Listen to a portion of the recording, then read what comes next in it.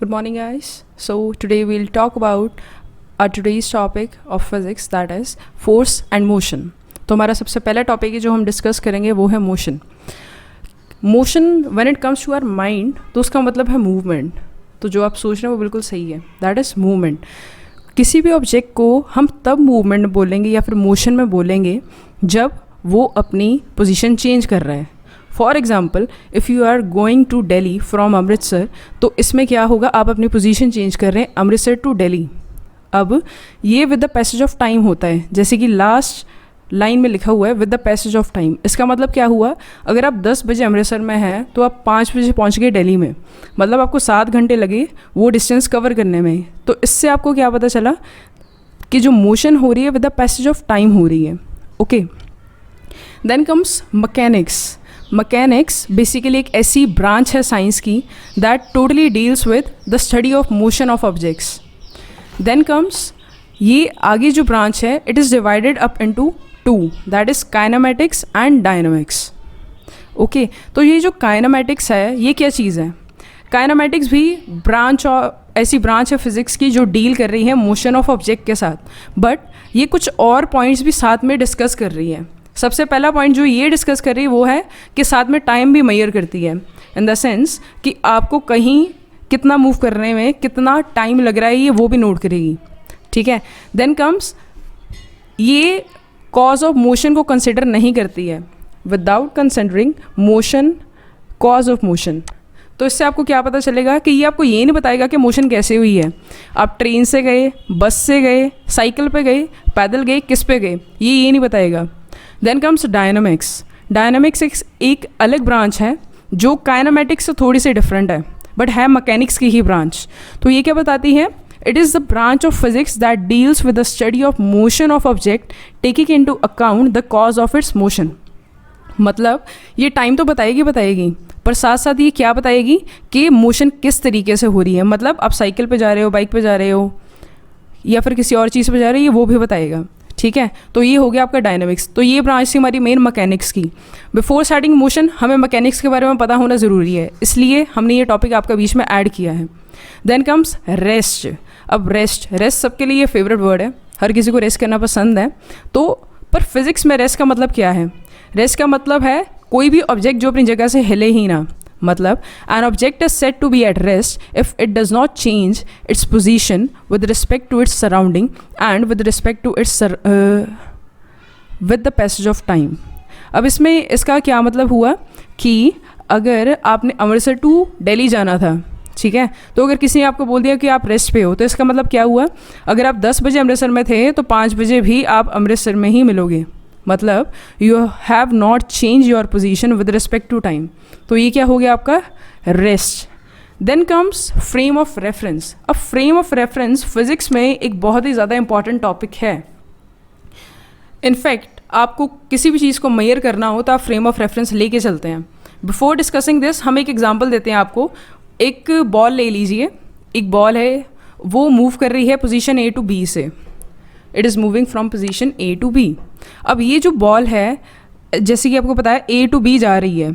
Okay, तो इसका जो डिस्टेंस मेजर करेंगे हम, जहाँ से स्टार्ट हो रहा है वहीं से करेंगे. तो जिस पॉइंट से हमने इसका डिस्टेंस मेजर करना स्टार्ट किया, फॉर एग्जांपल ये ए से स्टार्ट हो रही थी, तो ए से स्टार्ट किया इसका मेजरिंग का काम, तो ए क्या हो गया हमारा रेफरेंस पॉइंट. तो फ्रेम ऑफ रेफरेंस में क्या आता है, फ्रेम ऑफ रेफरेंस बेसिकली एक ऐसी चीज़ है जहाँ से हम किसी भी पोजीशन ऑफ ऑब्जेक्ट लोकेट करते हैं. जैसे कि लाइन में लिखा हुआ है, to locate the position of object और टू मेजर इट्स डिस्टेंस और displacement we need a frame of reference. मतलब कि आप किसी का डिस्टेंस आपने कैलकुलेट करना हो, कोई भी चीज़ कैलकुलेट करनी हो, तो विदाउट फ्रेम ऑफ रेफरेंस आप कुछ नहीं कर सकते हैं.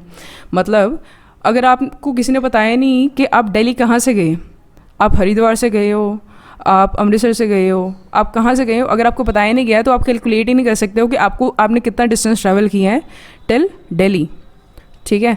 तो this was your frame of reference. Another topic is motion and 1D. यहाँ पे 1D का मतलब है वन डायमेंशन. इसमें यूजली जो मोशन होती है ना लॉन्ग स्ट्रेट लाइंस, उसको हम बोलते हैं रेक्टिलिनियर मोशन या फिर लीनियर मोशन. तो मतलब कि मोशन इन 1D क्या हो गया आपका लीनियर मोशन. मतलब कि एक चीज़ है वो स्ट्रेट लाइन में चली जा रही है, वो ना आपकी टर्न हो रही है ना कुछ हो रही है, सिंपली स्ट्रेट लाइन, तो उसको हम क्या बोल देंगे, मोशन इन 1D। तो इसकी सबसे बेस्ट एग्जांपल क्या होती है, मूवमेंट ऑफ ट्रेन और railway track. Then comes motion in 2D, मतलब 2 डायमेंशनल। अब इसमें जो मोशन होगी ऑब्जेक्ट की ना, ये सिर्फ मूवमेंट नहीं कंसिडर करेगा, साथ साथ इसका टाइम भी कंसिडर करेगा। मतलब हम इसमें किसी भी चीज़ की मूवमेंट रिकॉर्ड करेंगे with the passage of time, with respect to time. तो इसलिए इसको क्या हम बोल देते हैं, मोशन इन 2 डायमेंशन। अब इसमें सबसे बेस्ट एग्जांपल जो है वो है motion of queen on carrom board. अब कैरम बोर्ड, लॉकडाउन का टाइम चल रहा है, सबको अच्छा लगता है कैरम बोर्ड, आप भी खेल रहे होंगे, तो आपने कभी नोटिस किया होगा मोशन ऑफ क्वीन, आप जितनी ज़्यादा फास्ट रखेंगे उतनी फास्टली वो स्ट्राइक करेगी, जितनी स्लो रखेंगे उतनी स्लोली वो जाएगी।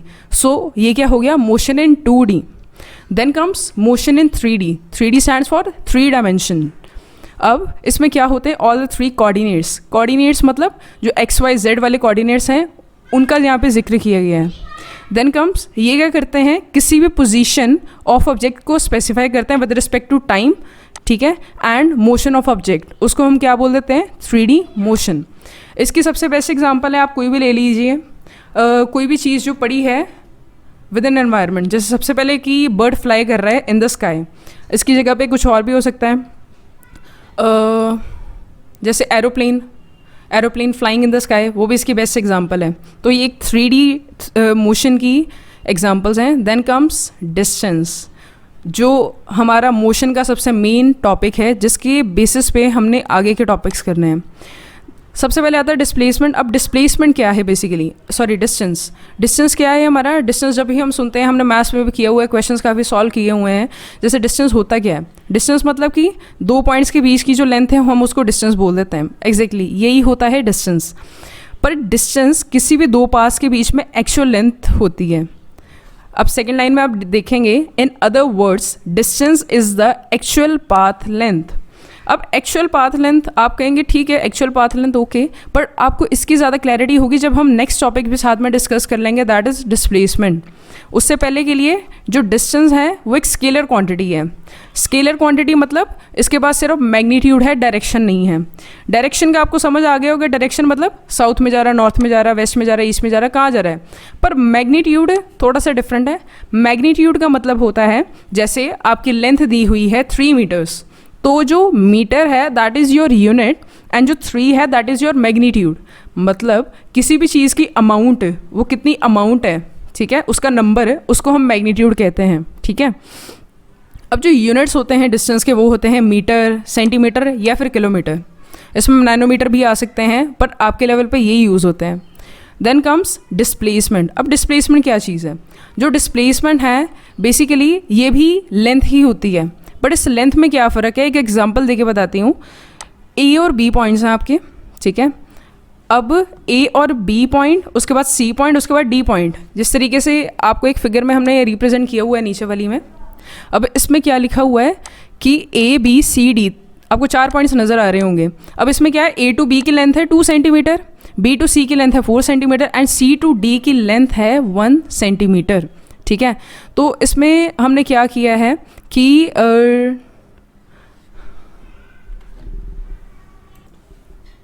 अब हम एक एग्जांपल लेते हैं।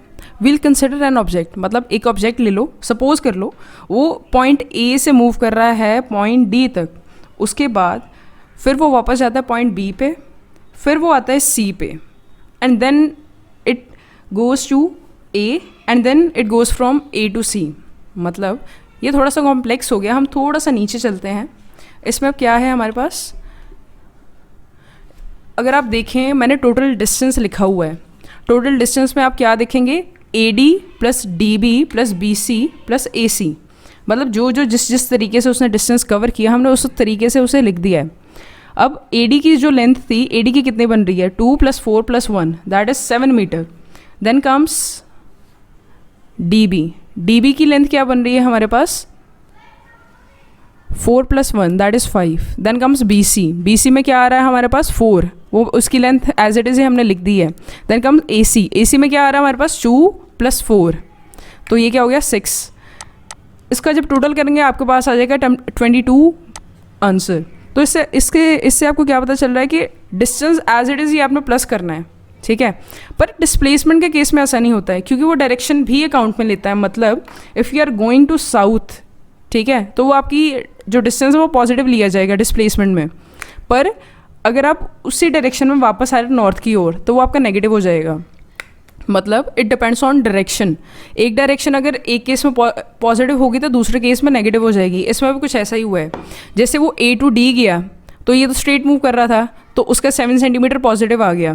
देन कम्स जो DB था वो नेगेटिव हो गया। DB क्यों नेगेटिव हुआ? क्योंकि वो D to B पॉइंट में गया वापस, मतलब उसकी जो डायरेक्शन है वो चेंज होगी, इसलिए हमने उसको क्या ले लिया? नेगेटिव।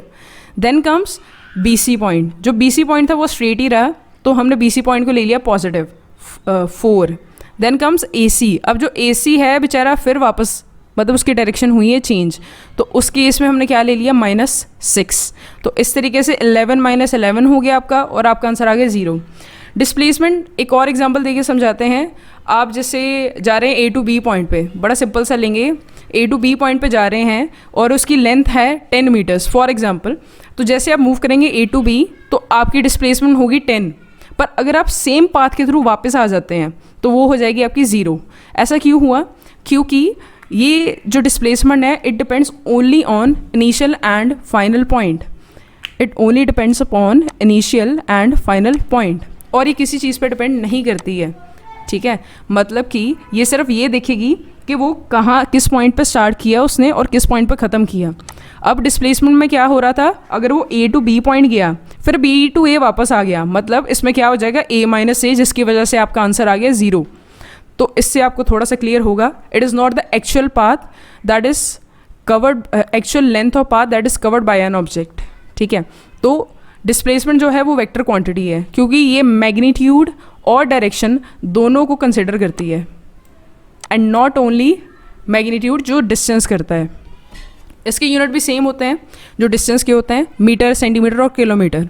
इसकी एग्जांपल नीचे वाली हमने आपको एक्सप्लेन करती है। वी होप आपको ये अच्छे से समझ आ गया होगा। एंड देन जो है डिस्प्लेसमेंट वो 0 हो सकती है। Displacement can be 0, it can be positive, it can be negative. ये क्यों होता है? क्योंकि अगर आप देखिए ऊपर वाली एग्जांपल अगर आपने पढ़ी हो, दिस वन एग्जांपल, तो इससे आपको क्लियर होगा कि जो आपकी डिस्प्लेसमेंट है वो 0 हो सकती है। 0 कैसे हो सकती है? क्योंकि इसमें पॉजिटिव और नेगेटिव साइंस आते हैं, और उसी बेसिस पे ये नेगेटिव भी हो सकती है और पॉजिटिव भी हो सकती है।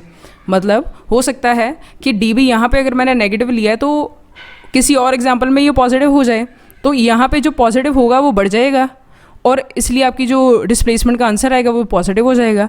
पर इन केस अगर ये भी माइनस हो जाता है तो आपकी ज़्यादातर जो टर्म्स होंगी वो नेगेटिव होंगी, आपका नेगेटिव वाला पार्ट ज़्यादा बड़ा होगा, जिसकी वजह से आपका जो आंसर आएगा वो भी नेगेटिव आएगा। So this is a basic reason. ये फंडा है जो बेसिकली जो मैथ्स में भी यूज़ किया जाता है, और ये वैसा ही है कुछ, nothing is fancy in this.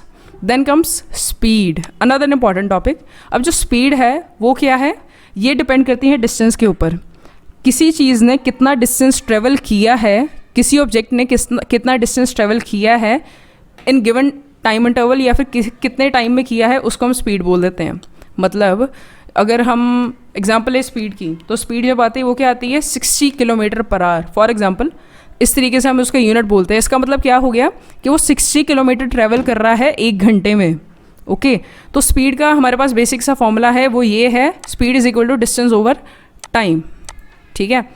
तो इसकी ये शॉर्ट फॉर्म्स भी हमने लिखी हुई हैं। स्पीड को हम S लिख सकते हैं, डिस्टेंस को D लिख सकते हैं, और टाइम को T लिख सकते हैं। अब जो स्पीड है इसमें डिस्टेंस है, डिस्टेंस की वजह से, क्योंकि डिस्टेंस भी एक स्केलर क्वांटिटी है, तो स्पीड भी क्या होगी? Scalar quantity. मतलब इसके पास सिर्फ मैग्नीट्यूड होता है, नो डायरेक्शन। अब उसने बात की है एवरेज स्पीड की। एवरेज स्पीड क्या होती है? Total distance over total time and nothing else. इसको हम बोल देते हैं average speed.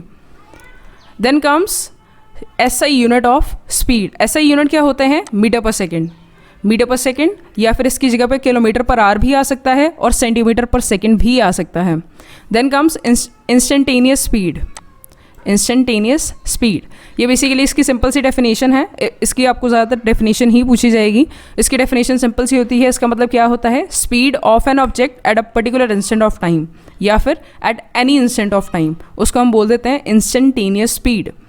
Then comes uniform speed. अब यूनिफॉर्म स्पीड में क्या आता है?